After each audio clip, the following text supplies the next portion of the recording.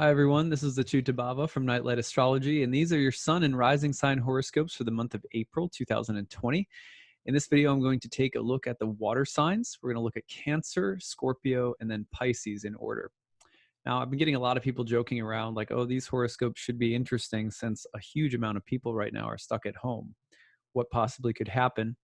And while that joke has been kind of funny to entertain, it's also true that a lot of people aren't in quarantine, and a lot of people are on the front lines doing things in healthcare, or the post office is still working. Looked at my postman today and I was like, thank you for what you're doing. He had a mask on. He came up, saw us on the porch, asked if we could if he could approach. We went inside. He set the stuff down on the porch. It was clear that he's on the front lines in his own way right now. Anyway, so a lot of us, it's a surreal month to be doing astrology at any rate. So I would love to hear your stories, hear what's going on.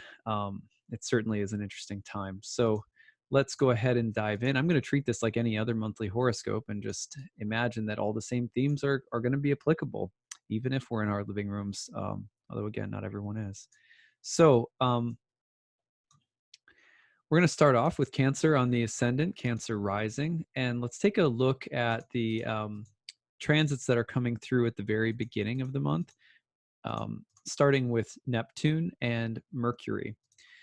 For Cancers, Mercury and Neptune are conjoining in your ninth house, which is the place of the higher mind, of faith, of religion, spirituality, foreign countries. But generally speaking, the topics of the higher mind, of faith, belief, learning are going to be pronounced at the beginning of the month. From about the 1st to the 6th, Mercury is conjoining with Neptune the first couple of days of April, but you'll feel the effects around till about the 6th, 7th. And some of the things to watch for are going to be non-ordinary states of consciousness, also subtle influences, dreams, synchronicities, perhaps some form of spiritual awakening, heightened imaginative or romantic states of mind, potential for some fuzzy thinking or for some struggle with boundaries. Also, the potential for to be taken in by teachings or ideas that are in some way deceptive or delusional. I know that sounds kind of extreme, but Mercury Neptune can be a lot of illusion in the ninth house that looks or appeals, or that even presents itself like some kind of message of salvation, or some kind of prophecy, or even spiritual teachers, gurus, etc., that maybe don't walk their talk, or there's some double standard. So a little bit of the deceptive energy around that space, but also legitimately Mercury and Neptune in the ninth can be about kind of spiritual and intellectual awakenings and inspiration. So sometimes the fine line between the two. So make sure that you're being really discerning in the first week of the month. Now, for the first week of the month, 1st to the 6th, 7th, right around there, we also have Mars and Saturn conjoining in your 8th house, and then Mars going into a square with Uranus in your 11th house. Now, the 8th house is traditionally a place that relates to debts or obligations to other people, including taxes, grants, loans, obligations to other people, or other people's money or assets or resources. A partner could be going through a particularly productive time financially this month if you're in a relationship. Could also be the case that you're dealing with some, like this Mars Saturn would be about constraints, burdens, pressures, but also hard work that leads to some kind of productive collaboration, or even potentially receiving aid or help from someone else. Like Cancer rising, that 8th house conjunction at the beginning of the month might look like receiving a benefit check at some time during the month. I know a lot of people are expecting stimulus checks. Mars Saturn in the 8th house can also be about a pressure cooker and the survival instinct to consolidate one's resources and energy, to cooperate with other people, to be really clear about the delineations between my things and your things, my responsibilities and your responsibilities, but also the idea of productivity and cooperation with a lot of hard work, focus, seriousness, like that. This is also the house of death, and Mars, Saturn in this house for Cancers at the beginning of the month might be a little sobering. Like the death card in tarot doesn't usually represent literal death, but it can mean that toward the beginning of the month that there's just a sobering, and that the recognition of mortality in life is pronounced. And also, you can think about Mars and Saturn collectively squaring Uranus, but Mars will square Uranus exactly by the 7th, right at the time of the full moon. And it would not be surprising for there to be an energy of breakthrough around this time. Mars and Uranus tends toward the rebellious, the revolutionary, to take action, to break limits or barriers, to define oneself apart from the status quo.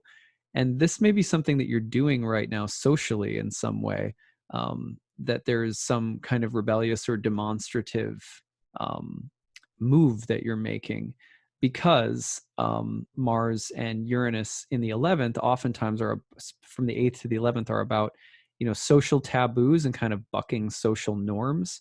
So it wouldn't be surprising to see some of that. Now on the 7th, you also have a full moon in Libra in the 4th house of home and family, which means this kind of revolutionary moment. It's pretty forceful and strong-willed, may also relate back on some level to things that are happening around home and family, love and relationships in the home, or family karma. So watch for the connection to family karma on the 7th, especially as the full moon comes through your 4th house of home and family. At the same time, the first 15 days of the month, Pluto is conjoining with or Jupiter is conjoining with Pluto in your 7th house of marriage and relationships. And so it's also possible that if you're in a relationship, that there is a very deep emphasis on transformation or growth, or very intense things happening in a spouse's life or a partner's life, in their family or in their job, that transformation hitting the 7th doesn't, sometimes it can mean that your relationship itself is going through some kind of rebirthing process. It could mean meeting someone under usual circumstances with Jupiter conjoined Pluto, but it can also mean that there's a transformative emphasis, or that there's that transformation is occurring, I should say, in a spouse or partner's life in some way. So you can watch for that as well the first 15 days of the month. It's quite possible that some of the things that are happening for a spouse or partner right now are also financial or professional in nature, that there's a big emphasis on that at the moment. So I say that because, remember, Jupiter, Pluto conjoining while Saturn and Mars are in the 8th house, which would be the partner or spouse's money. So those are some very specific predictions, but otherwise, Jupiter, Pluto in your 7th house also just in general can point towards, more explosive but ultimately expansive things happening in relationships. They might be a little bit sobering and Saturnine, but there is definitely, still expansive Jupiter we're talking about coming into death and rebirth Pluto in the house of relationships, which should be ultimately regenerative and healing. So, all right, now we go to the 13th to the 15th, and right around that time, we're going to see the sun in your career house going through squares to Pluto and Jupiter in the 7th house of marriage and relationships. So again, this may bring up, it could also point to a spouse's career, something happening that's really important in a partner's career, but it also could point to some tension between your own ambitions and your own sense of purpose or mission in life, sun in the 10th house, and the way that competes or conflicts with a partner or someone that you're intimate with. This could also speak to some kind of collaborative effort between yourself and a partner, or even a business partner or a creative collaborator of some kind. You could also be facing some kind of, and be careful about powerful but potentially heavy displays of ego or power around this time, whether they're coming from you or from other people, because the sun square Pluto and Jupiter could get a little, not like narcissistic, but domineering. That's the word I'm looking for. Now, if you go forward a little bit more, the sun is going to square Saturn So you can see it right here. As soon as the sun pops into Taurus right around the 19th, it'll start squaring Saturn. This goes back to the 11th house in the 8th house. And then immediately after that, on the 22nd, you'll have a new moon in Taurus, which is going to be square to Saturn. So if I bring this forward to the 22nd, check this out. I'll just go to the 23rd so you can see it better. 22nd into the 23rd, there's the new moon in Taurus. And that too, with the sun and Uranus, is going to be square to Saturn in the 8th house. This has a lot to do with societal or social expectations or norms and the way that they might be requiring you to do or be something right now that you have to be, some kind of duty that you have to fulfill, or an obligation to other people that you have to fulfill, Saturn in the 8th.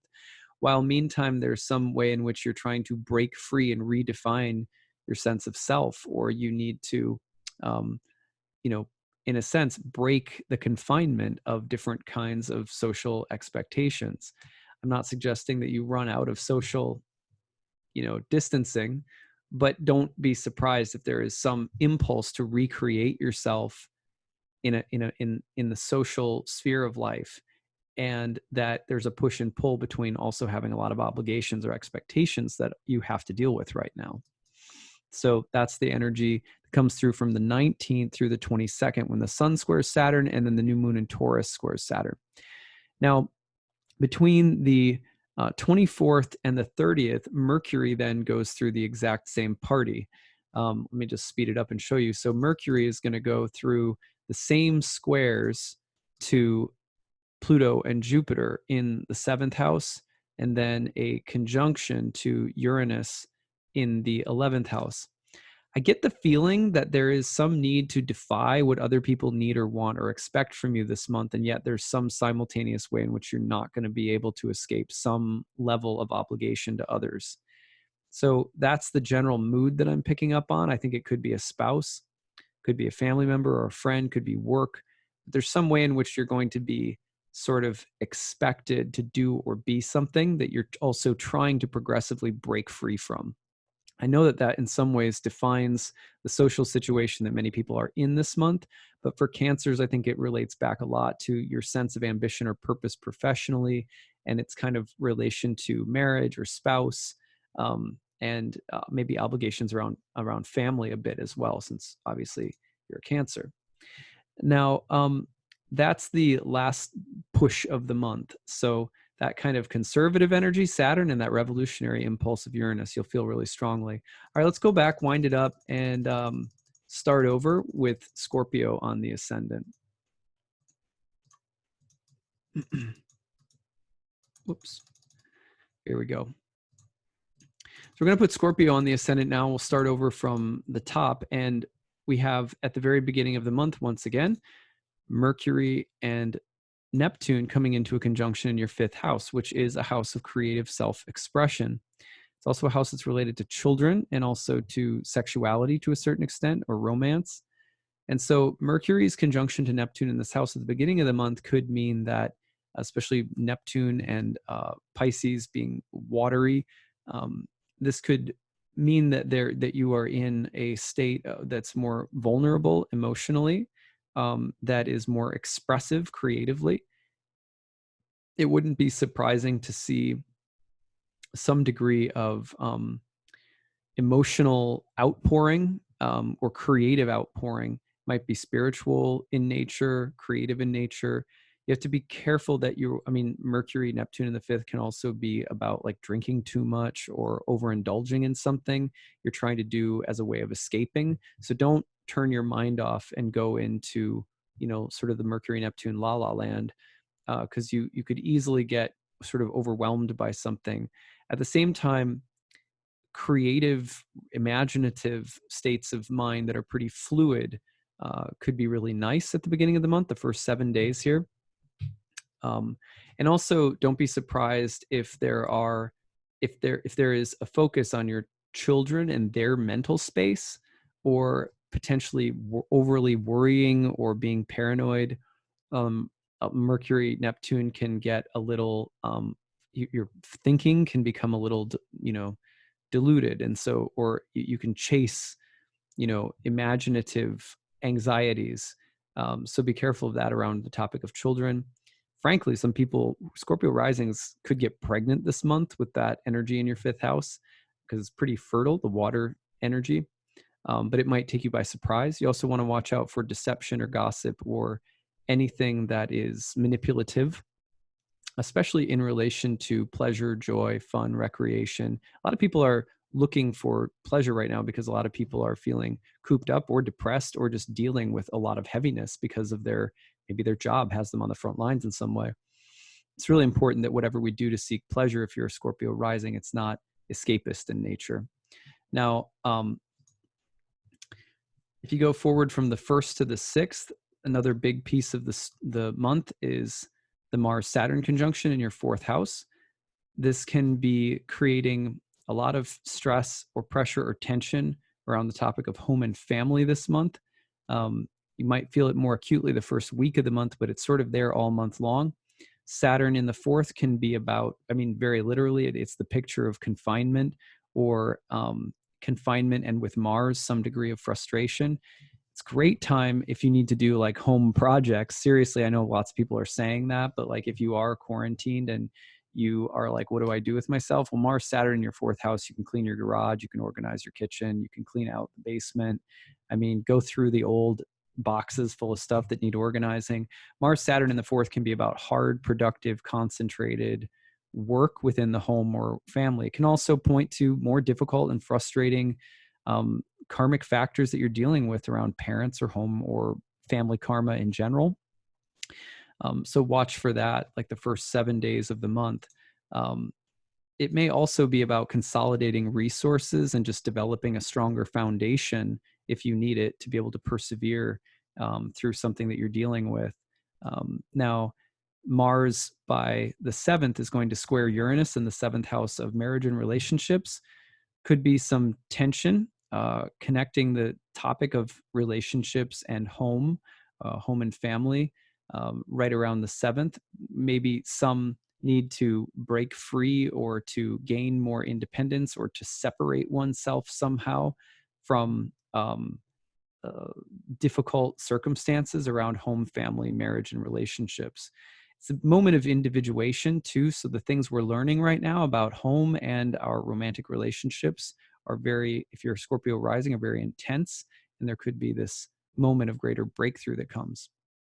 The first 15 days of the month in general, you also have Pluto and Jupiter and Pluto conjoining in your 3rd house. And this is a house that's related to the mind.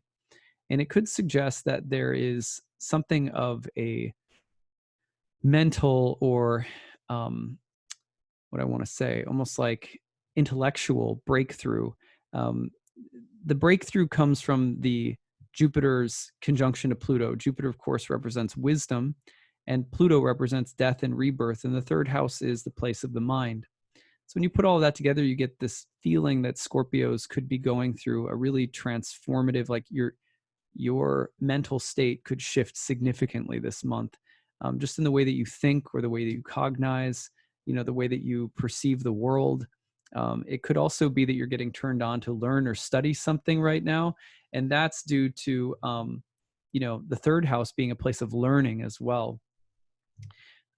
Jupiter, Pluto in this house can also mean that you are feeling more dogmatic or possibly domineering mentally. You could be careful of the impulse to try to control people. That could get a little intense, and that may intensify a little bit around the 13th to the 15th, when the sun will square Pluto and Jupiter from the 6th house, sun in Mars's sign, god of war, in the 6th house, which is traditionally associated with conflict, and then square to Jupiter, Pluto in the 3rd house of the mind. A bit more of a combative mental energy this month, and I think it'll probably peak around the middle of the month.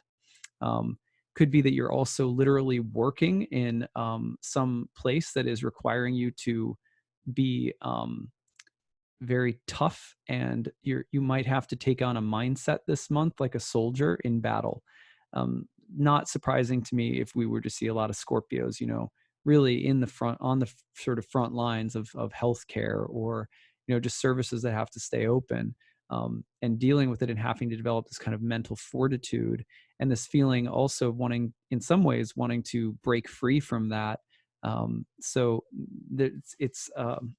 but let's just stick with the idea here that, wield your weapons wisely this month, especially on the mental level, because that's probably the best advice for all of this. Backing up just a little bit, on the 7th of the month, there will be a full moon in your 12th house.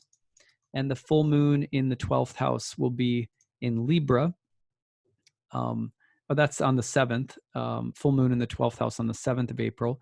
And the full moon is, of course, in Venus-ruled Libra, which should act as a kind of balm for any mental intensity that's building as the month goes on. It is a very intense month astrologically. So the full moon does offer kind of an easy breeze. I like that, a cool breeze. I like that the dispositor Venus is in your 8th house, makes me think that there might be some resources from other people or something that you're receiving that's of benefit or help from others during the full moon period. It could pacify a little of the mental intensity too. Anyway, we go forward, and later in the month, we're talking about that sun square to Jupiter and Pluto. Then the sun goes immediately into your 7th house by about the 19th and starts squaring Saturn. And then just after it squares Saturn from the 7th to the 4th, then on the 22nd, we get a new moon in your 7th house. So suddenly there's this huge emphasis on the area of relationships and love, and some very dramatic turn of events happening around your partner or a loved one, or even people that you're close with in relationships. And it relates back to Saturn in the 4th house of home and family. So it could be, for example, that there's something important happening in a relationship that's kind of more dramatic. Wouldn't be surprising to see some breakups this month due to the sudden erratic Uranian new moon in the 7th, which will oftentimes signal the need for greater independence. But this also might be about something happening for a spouse's career, or something that is more dramatic that's taking place between, a spouse and their family, or a loved one and their family, or between your family and someone that you're seeing. So family dynamics overlapping with relational dynamics in one way or another. Even living environments or living arrangements, the tension between that and the house of relationships is really pronounced toward the that's like the 19th through the 22nd. Now, finally, at the end of the month, that same kind of fiery mental energy of Mercury in Aries is going to move through your 6th house. Remember, a place that was associated with combat, and square Pluto and Jupiter, and then Saturn. And then it heads into a conjunction with Uranus in Taurus in the 7th house. So it wouldn't surprise me if there is quite again, the theme of like mental intensity this month is big time. Or even just like that you're in some kind of really intense situation or dynamic, and that you're having to find a way of being mentally resilient. But it may also require that there are some sudden changes happening both in home and in relationships. And that really comes through in the second half of the month. So that is what I've got for you, Scorpio risings. That takes us through the end of the month. Let's wind it up and do it again for Pisces. So of course, Pisces is going to get, at the very beginning of the month, Pisces is going to feel the Mercury-Neptune conjunction within your 1st house. And that means that, the Mercury-Neptune dynamic is going to be felt a lot more personally. How are you thinking about yourself? What is your mental and psychological state right now? You're much more prone to, again, like losing yourself a little bit. So make sure that you are bouncing your ideas off from other people. This transit could be a little insular and could sort of take you out to sea within your own mind. You also want to be careful of being overly anxious or worried about things, because Mercury and Neptune in the 1st house can be sort of psychosomatic. kind of overly porous, and therefore bringing in things that you don't really need due to simply worrying and fixating on them too much. On the other hand, this transit can signal that you are more open, and the boundaryless quality of Mercury Neptune, especially with the mind, could suggest artistic, creative, or spiritual states of consciousness that are really pronounced at the beginning of the month. You may also see, for example, that you're just feeling a lot more, that there's a lot more empathy, and that, you know, there are lights going off upstairs, so to speak, because Mercury Neptune can be the epiphany that generates compassion, the sudden wave of inspiration that is emotional and uplifting and otherworldly. So those things may be very positive. You just want to be careful also of being deluded or deluding yourself somehow. That's like the first 7 days of the month. Now, at the exact same time, then you're going to see Mars and Saturn conjoining in your 12th house. You want to think of the 12th house, of course, is a place that is associated with confinement, imprisonment, isolation, also self-destructiveness. Mars rules your second house of money and finances. It's possible that money or finances are pretty tight this month. Be careful not to be self-destructive in any way with your money or finances. We also say this because the sun this month is exalted in your second house of finances, but its dispositor is in the 12th house. So you want to be careful of either of becoming extreme in some way around your money or resources. And that could include hoarding even. But Mars and Saturn in the 12th house also speak to the need to maybe work on something in private or solitude, that the potential for the productivity of Mars Saturn, which is a hallmark of Mars Saturn conjunctions, is happening in a place, 12th house, that is more secluded or isolated or alone or private. And that might be a good thing. It doesn't necessarily have to be a bad thing. On the same token, you have to be careful that you're not slipping into some place of, you know, becoming despondent or just potentially feeling, you know, pent up and sort of frustrated, and then acting out in ways that are not necessarily healthy. That could be the case this month for Pisceans with Mars and Saturn in your 12th. Now, Jupiter and of course, the desire to break free is going to be really strong too, because by the 6th or 7th, Mars will square Uranus in your 3rd house, which means that, you know, rebellious and forceful and aggressive thinking that may not be to your advantage is sort of highlighted here. Or again, potentially having some kind of mental breakthrough, but likely in a more private or internal way. This could also speak to some sense of like something sudden that happens that kind of bursts through the unconscious, takes you by surprise a little bit, and that'd be right around the full moon on the 7th. And so you know, just I would say, you know, just don't be lulled to sleep at the beginning, first 7 days of the month by Mercury Neptune, because Mars in the 12th is sort of burning and heading towards kind of this potentially really erratic and unstable square to Uranus, which again, if you're sort of asleep at the wheel, you know, you might hit something. So it's just a message here to be on the alert, because you don't want to drift into self-destructive, impulsive, or reckless thinking or behavior in the first 7 days of the month. It will carry a, you know, price tag. So, all right. Anyway, then on the, let's see, yeah, like the 1st through the 15th of the month, Jupiter is also conjoining Pluto in your 11th house. It's possible that there are some pretty deep changes happening around groups of friends, or people that you, colleagues or allies, groups of people, organizations that you belong to, that you're seeing some very deep level of transformation and change. Could be a little dramatic with Pluto and Jupiter, but it would be, you know, pertaining to social groups mostly, or professional groups or something like that, an organization that you belong to. Some pretty deep level of change, you know, happening there, especially the first 15 days of the month. Now, on the 7th of the month, you're going to have a full moon in Libra. And that full moon comes in your 8th house, and it is going to hit in opposition to the sun in the second house. So the full moon, interestingly, falls into the eighth house, which is a place, yes, it relates back to the topic of death, and more, a lot of people will associate that eighth house with potential loss, trauma, and hardships like that.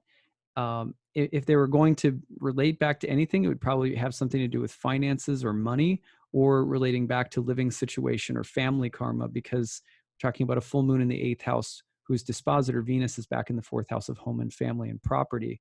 Could be financial as well, but it's a little bit of a tough full moon for Pisces risings this month, especially again around the topics of home, family, or money in particular, I think. And you see that peaking right around the 7th. So the first week is, like, as you can tell, it's just really action packed.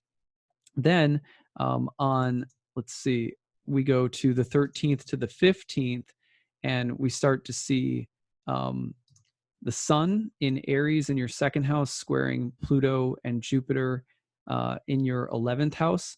So again, a lot of action here from the financial house of your own money, your own resources, your own finances, square to Pluto and Jupiter in the 11th, being impacted by some kind of changes happening in your social life or within an organization of some kind.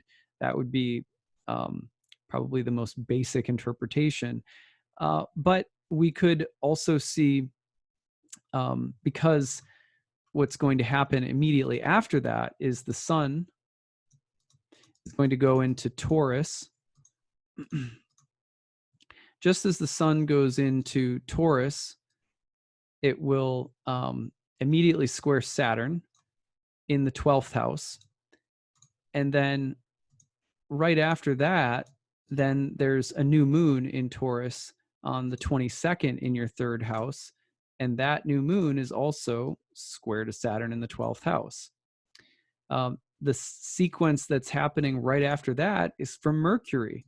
Mercury is going to go through squares from your second house of money and finances to Pluto and Jupiter in the 11th, and then into a square with Saturn in the 12th as it enters Taurus, and then into a conjunction with Uranus in Taurus in the 3rd. So it's as though, like, literally you're seeing these two areas of the chart, the the 2nd and the 11th, and the 12th and the 3rd, and the series of action from 11 to 12, 2 to 3, all squares.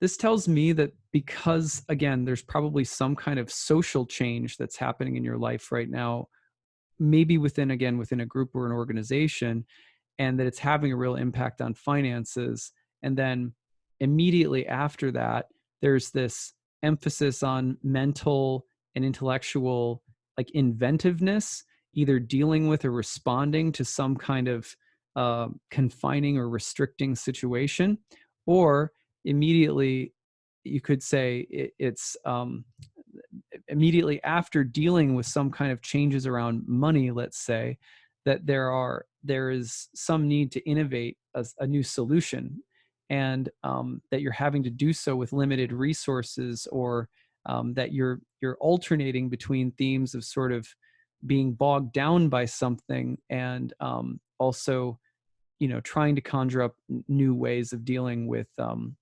limitations. So I know that's a little abstract. I apologize, but it's a very hard sequence because there's so many planets and so many squares back to back to be ultra specific. One thing that I would emphasize again for Pisceans would be, don't be your own worst enemy this month when it comes to mental or emotional impulsiveness or recklessness. There's going to be some, especially, and I think one of the things that could really trigger it this month would be topics around money, maybe a little tinge of home and family in there too, but topics around money especially. And then, the things that you're dealing with around money could lead to impulsive or reckless or unrealistic thinking, and the desire to sort of, just don't panic and freak out, basically, and make really poor choices because of financial difficulties. So, okay. Anyway, that's what I've got for you, water signs, this month. Please let me know how it goes. This has been probably the hardest horoscopes I've ever had to do because it's just so it's such an interesting time that we're living in right now. So I would love to hear your feedback as the month goes on as to which themes in different areas of your life are really showing up. That would be really cool to hear. So I hope you all have a very great month of April, and I look forward to tracking out the transits with you one by one as the month goes on. All right, take it easy, everyone. Bye.